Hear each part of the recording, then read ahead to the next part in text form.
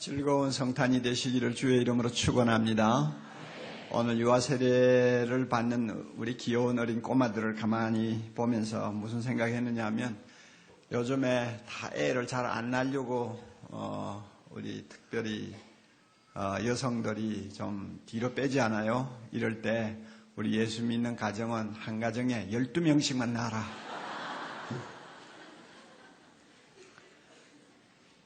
태어나는 아이는 다 자기 먹을 것 가지고 나오세요. 걱정할 거 없어요. 그래서 12명만 낳으면 아마 그런 식으로 한 20년만 낳으면 우리 한국 국민의 50%는 예수 믿는 사람 될 것입니다. 뭐 전도가 따로 있나요? 많이 낳는 거죠. 그렇죠?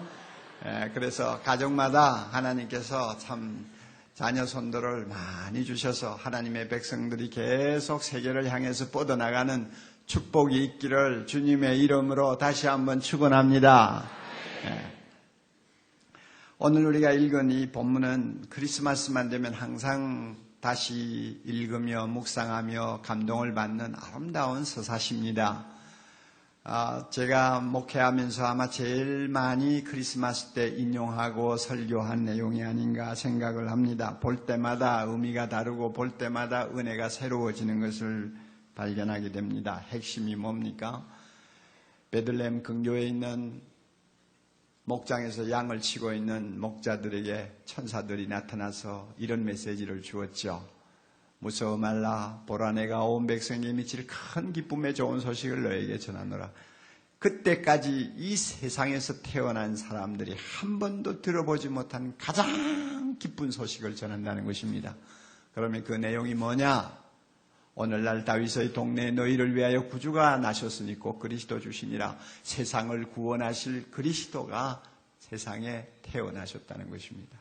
이것은 온 세상이 깜짝 놀랄 정도로 받아들여야 될 가장 큰 기쁨의 소식이라는 것입니다. 그러면 구주가 진짜 태어났는지 안 태어났는지 어떻게 알 수 있어요? 천사가 또 지시합니다. 너희는 가서 강보에 쌓여 구유에 누인 아기를 보리니 너희에게 표적이 되리라. 그 당시에 유대 나라 사람들은 목 축업을 하는 사람들이니까 마구간이 얼마나 많았어요. 그러나 어느 아이치고 마구간에서 태어나가지고 구유에 누워있는, 여물통에 누워있는 아이는 아무도 없었을 거예요. 그러니까 그 아이를 찾아라. 그 아이를 찾으면 그 아이가 바로 이 세상을 구원하기 위해서 오신 구주라는 것을 금방 알게 될 것이다 하는 것입니다. 천사들의 말을 듣고 목자들이 베들레헴으로 달려가서 이 집 마구간, 저 집 마구간 기웃거리면서 찾아봤겠죠. 정말 여물통에 누워있는 아기가 있는 마구간이 있는지 없는지. 그러다가 한 곳 찾았어요. 진짜 투박한 강보에 쌓여서 구유에 누인 아기가 있었어요. 그 옆에 어머니와 아버지가 있었어요. 그래서 목자들은 경배하고 찬양하면서 돌아왔습니다. 기뻐하면서 돌아왔습니다. 구주가 나셨다는 것을 사람들을 만날 때마다 전하는 사람들이 되었습니다. 여러분, 이 구주라는 말은 원래 로마 황제인 가이사라 아우구스토에게 붙이던 이름이었습니다. 황제가 전쟁에 나가서 승리하고 개선할 때 온 로마 시내 사람들이 길거리로 몰려 나와가지고 그를 연호하면서 외친 것이 구주 가이사라. 그러니까 자기들을 구원할 구원자라는 뜻이죠. 황제를 그렇게 신격화시켰습니다. 그런데 황제는 로마 제국에 정치적인 평화를 주었을지는 모르지만 말구유에 태어나신 하나님의 아들 예수 그리스도가 주시는 진정한 평화는 주지를 못했습니다. 하나님의 아들 예수님이 우리에게 주신 평화는 어떤 평화입니까? 어떤 평화입니까? 하나님과 나 사이의 평화입니다. 죄로 인하여 원수가 되었던 우리를 예수님으로 인해서 하나님과 아버지 아들의 관계가 되게 하시고 언제든지 하나님을 향해서 찾아나갈 수 있는 마음의 평안을 우리에게 주셨어요. 할렐루야. 그리고 예수님이 우리에게 주신 평안은 내 자신과 양심과의 평화입니다. 우리는 항상 죄에 대한 가책감을 갖고 있습니다. 불안을 안고 있습니다. 공포를 안고 있습니다. 그러나 예수님이 십자가에 죽으시고 우리의 죄를 말끔히 씻어주심으로 우리는 이 양심의 고통으로부터 해방받은 사람들입니다. 그래서 나 자신과 양심과의 평화가 이루어졌어요. 뿐만 아니라 예수님이 주신 평화는 나 자신과 이웃과의 평화입니다. 지금까지는 서로가 원수처럼 생각하고 살던 사람도 하나님의 사랑을 맛본 다음에는 내 몸처럼 사랑하는 관계로 변하는 평화입니다. 이런 평화를 주셨어요. 그렇기 때문에 지극히 높은 곳에서는 하나님께 영광이요 땅에서는 기뻐하심을 입은 모든 사람들에게 평화로다 하니라. 이 평화를 예수님이 주시기 위해서 세상에 오신 것입니다. 이런 의미에서 가이사라 아구스토의 평화는 가짜고 가이사라는 사이비 구주지만은 예수 그리스도만은 진짜 구주요. 우리에게 진짜 평화를 주시는 영광스러운 구원자 되심을 우리 모두가 믿어야 하겠습니다.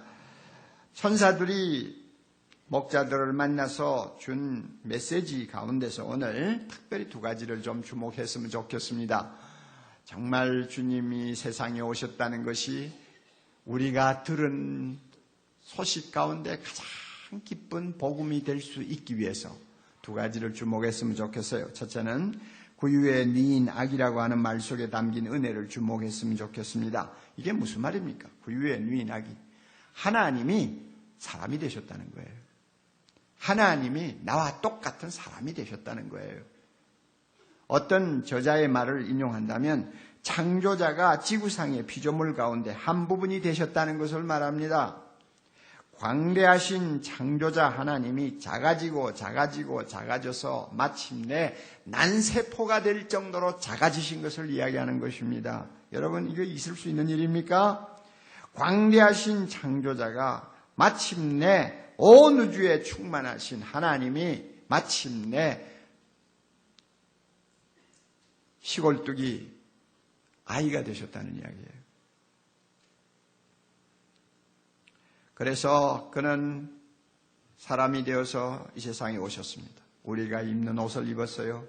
우리가 신는 신을 신었어요. 우리가 사용하는 숟가락을 들고 음식을 잡수셨어요.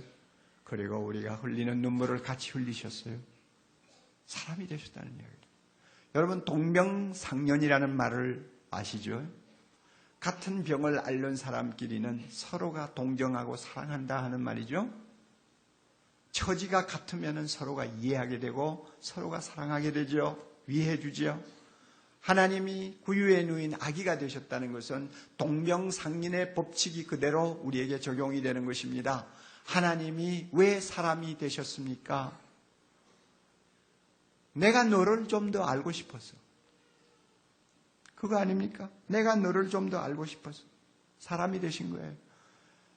좋은 실화가 하나 있어요. 리더스 다이제스트에 연재되었던 실화인데요. 제가 한 10여 년 전에 설교에서 한번 인용했던 이야기입니다.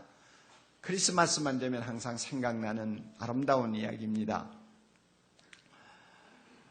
미국에서 있었던 일인데 재혼한 부부가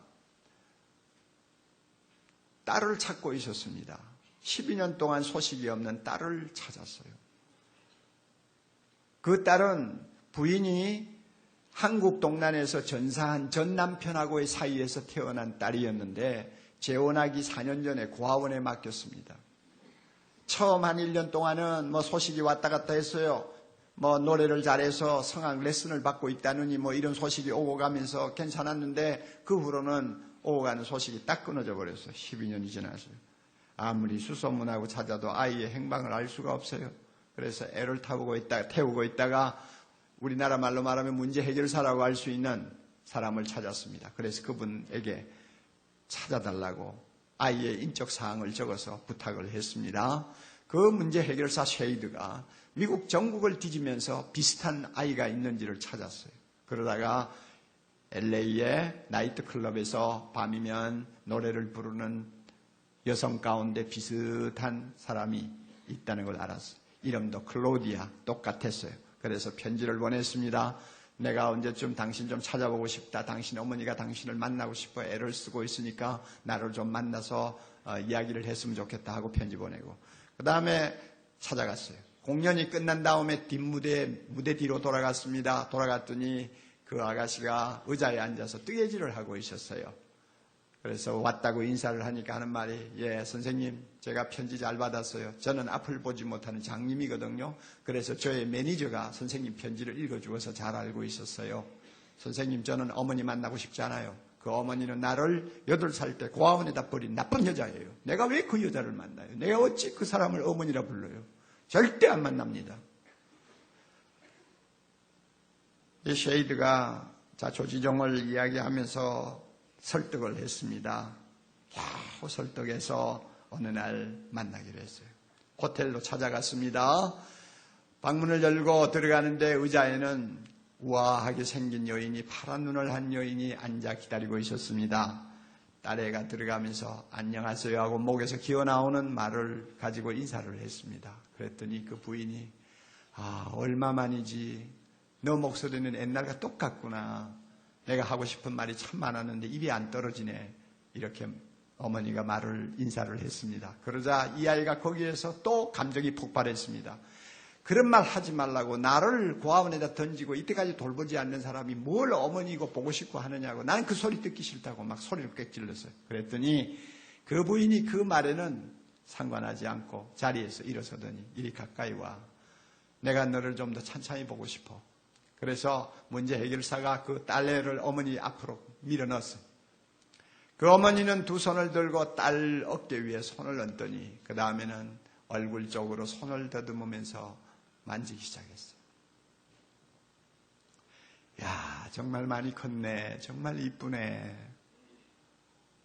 그러자 이 딸애가 너무너무 놀랐어요.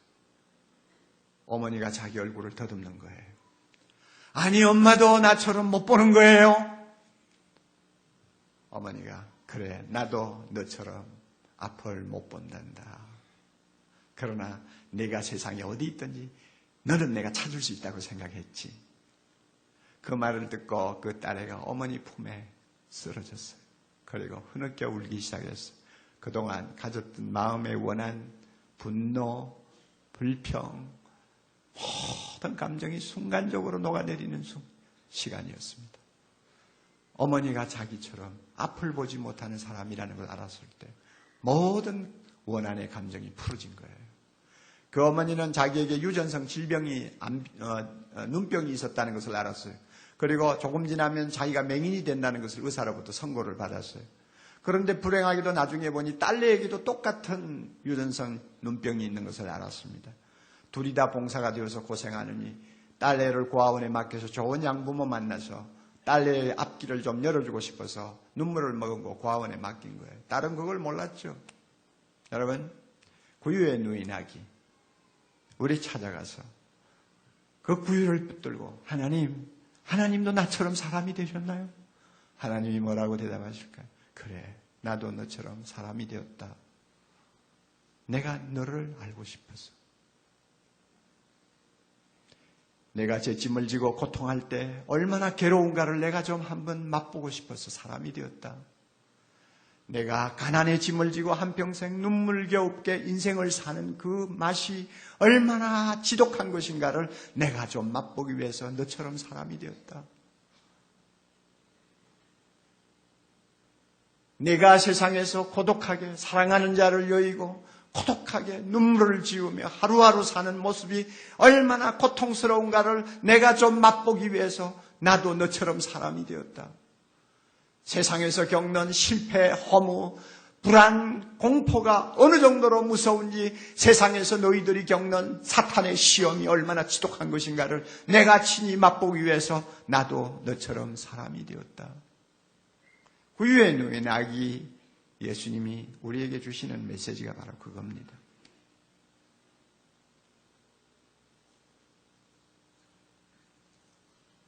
이 사실을 우리가 마음에 깊이 담으면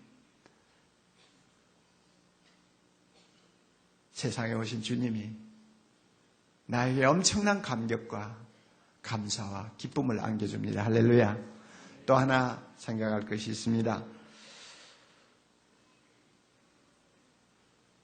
천사들이 찾아와서 가장 기쁜 소식을 목자들에게 먼저 알려주셨다는 사실입니다. 이것을 우리가 소홀하게 다루고 넘어가서는 안 됩니다. 여러분, 이건요, 상상을 초월하는 일입니다. 하나님이 가장 좋은 소식을 지금 세상에 와서 전하는 거예요. 천사들을 보내가지고 세상에다 이 좋은 소식 알리는 거예요. 우리 생각에는 임금을 찾아가지 않겠어요? 헤로당을 찾아가지 않겠어요? 우리 생각에는 서기관과 바리새인들처럼 지성인들을 찾아가지 않겠어요? 아니면 니고데모와 같이 아리마대 요셉과 같이 부자로 사는 사람들 먼저 찾아가서 이 귀한 소식을 알려주지 않겠어요? 그런데 하나님은 거꾸로 하시네요. 목자들을 제일 먼저 찾아가셨어요. 목자라는 신분이 뭡니까? 그 당시에 목자의 신분은 천대받는 신분이에요. 본래 유대나라 사람들은 목축업을 하기 때문에 목자가 천대받지 않았어요. 그러나 세상이 자꾸 바뀌면서 예수님 태어나실 당시에는 목자들이 천대받았어요. 그래가지고 남의 집에 양떼나 돈 받고 싹 받고 쳐주고 밤새도록 잠 못 자는 직업이었으니까 천대받죠. 가난하게 살았어요. 그리고 성전에 가면은 사람들하고 나란히 하나님 앞에 제사 못 드리고 바깥마당에서 서성거리다가 그냥 돌아오는 사람들이요. 법정에 가도 증인으로 증언할 만한 자격도 받지 못하는 사람들입니다. 그 사람들의 말을 들을 만한 증언으로 생각을 하지 않기 때문에 무시해버리는 거죠. 이런 목자들을 하나님이 먼저 찾아가셨다? 여러분, 이거 상상할 수 있는 이야기입니까? 상상할 수 없는 이야기입니다. 세상에 이런 일이 어떻게 있을 수 있어요?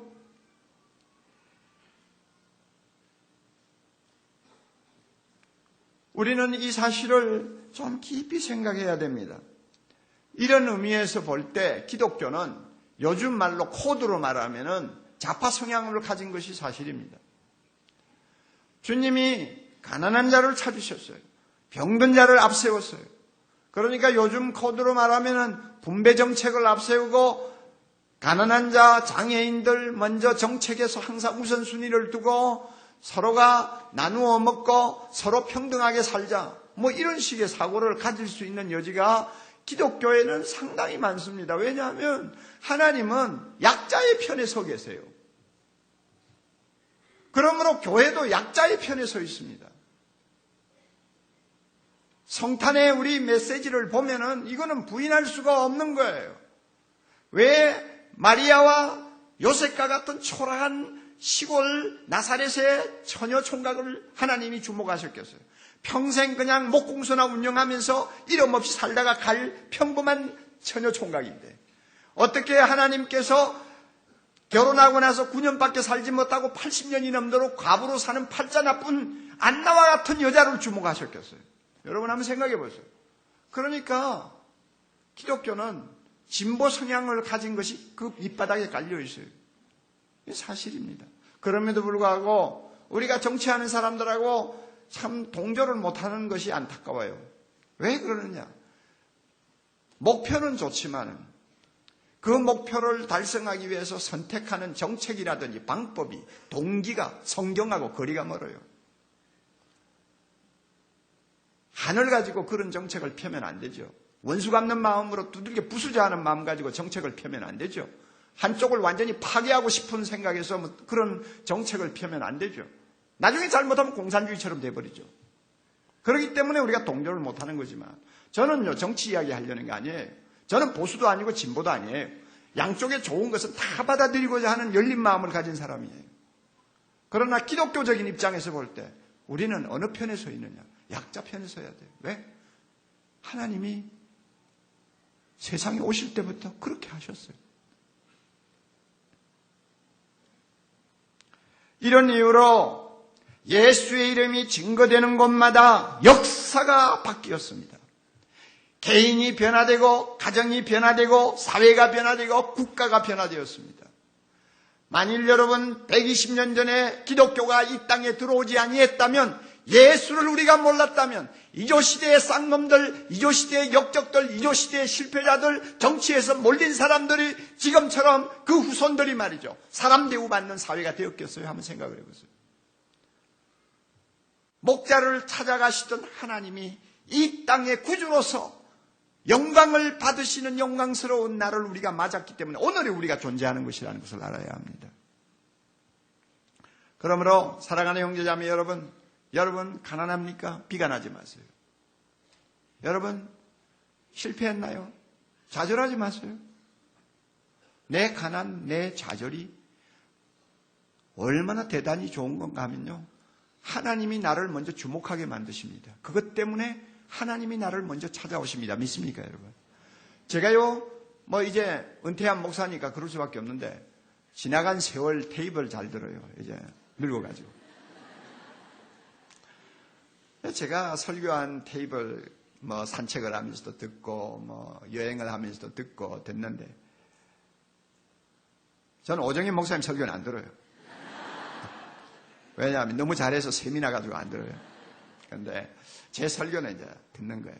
그런데 가끔 들으면 우리 간증을 많이 했잖아요. 세례 간증, 대각성 전도 집회 간증, 은혜스러운 간증들이 참 많았는데요. 간증을 들을 때마다 제가 깜짝 놀라는 것이에요. 다 공부도 많이 하시고 내로라 할 만한 사람들인데 간증하는 걸 들으면 깜짝 놀라는 거예요. 언제 예수님이 자기를 찾아봤다고 고백하는지 알아요? 실패했을 때, 부도 났을 때, 남편이 세상 떠났을 때, 자기가 병이 들어가지 병원에 누웠을 때, 전부 다 고통당하는 과정을 통해서 주님이 자기를 찾아왔다는 걸 간증하는 거예요. 만약 그런 고통이 없었더라면 절대 예수 믿을 사람들 아니에요. 이 가운데도 그런 분들 많을 거예요. 그러므로 여러분, 내가 가난하다고요? 그거 너무 탓하지 마세요. 가난 때문에 내가 얼마나 큰 복을 받았는지를 아셔야 돼요. 하나님이 가난 때문에 나를 먼저 주목하셨습니다. 믿습니까? 내가 실패자이기 때문에 하나님이 먼저 주목하시는 거예요. 내가 남보다 뒤떨어지고 세상에서 낙오자가 되었기 때문에 하나님이 눈물을 흘리는 나를 먼저 주목하시는 거예요. 아시겠어요? 그래서 이 놀라우신 하나님을 내 마음에 맞아들이면 우리의 어려운 여건도 바꾸어 주시고 하늘의 복과 땅의 복으로 우리의 필요한 것을 채워주시고 세상에서도 사랑구실 할 수 있도록 높이 들어 세워주셨습니다. 그래서 오늘이 우리가 존재하는 거 아닙니까, 여러분? 그렇죠?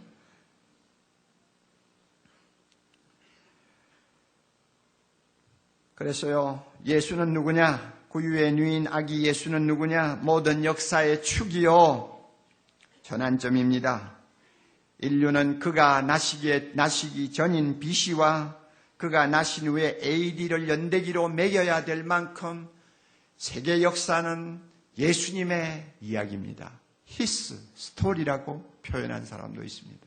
그만큼 세상에 오신 예수님은 이 역사의 주가 되십니다. 그래서 역사에 담긴 온갖 신비들을 푸는 열쇠가 되셨어요. 예수님을 빼면 역사를 설명할 길이 없어요. 그래서 필립 샤프라고 하는 위대한 교회사 역사학자는 이런 말까지 했어요. 때가 참에 과학과 예술의 가장 아름다운 꽃이 시들고 세상이 절망의 가장자리에 섰을 때 그 동정녀 마리아의 아들이 인류의 병을 고치려고 태어나셨습니다. 생명의 창조주로서 죽어가는 세상에 들어오셨습니다. 그리고는 아름다운 시 한 편을 소개했어요. 우리 이 땅에 깊이 뿌리 내리신 하늘의 포도나무시여 참 사람이요 참 하나님이시오니 사람과 하나님의 꽃이 옵니다.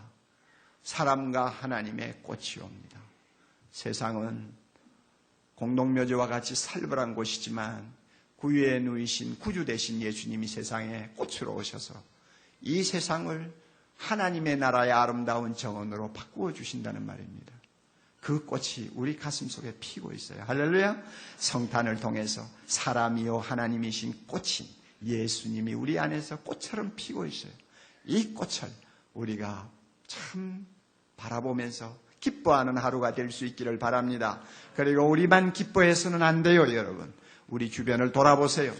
예수님만 만났다면 저렇게 눈물 흘리고 앉아있지 않을 사람들이 얼마나 많아요. 예수님만 만났다면 저렇게 증오를 가지고 남을 해치는 사람이 되지 아니했을 사람들이 얼마나 많아요. 예수님을 만났더라면 목자를 찾아오신 주님을 만나고 그 주님의 품에 안기는 은혜를 맛보았더라면 저 형무소에 가서 있지 아니할 사람들이 얼마나 많아요. 병상에 있는 사람이 얼마나 많아요. 이런 사람들에게 사람이요 하나님이신 꽃 예수 그리스도, 구유에 누우신 아기 예수 그리스도를 전해야 합니다. 그래서 그분들도 예수님 때문에 자신의 인생이 바뀌는 기적을 체험할 수 있어야 됩니다. 하나님이 우리 사랑의 교회 성도들을 통해서, 한국교회 성도들을 통해서 이와 같은 놀라운 부흥의 은혜를 다시 한번 이 땅에 펼쳐 보여 주시기를 바랍니다. 우리만 기뻐하지 맙시다. 이 놀라우신 주님, 사람으로서의 나를 더 알고 동정하기 위해서 세상에 오신 주님, 가장 가난하고 세상에서 어려운 상황에 놓여있는 자들을 먼저 찾으신 주님으로서 세상에 오신 주님, 우리가 이 주님을 다른 사람들이 전하면 그 예수님의 이름을 듣는 자들마다 가슴에 큰 역사가 일어나고 혁명이 일어나고 변화가 일어날 것입니다. 이런 변화의 역사를 일으키는 하나님의 손길이 될 수 있도록 우리 모두에게 오늘 성탄을 통해서 특별히 은혜 주시기를 바랍니다. 다 같이 기도.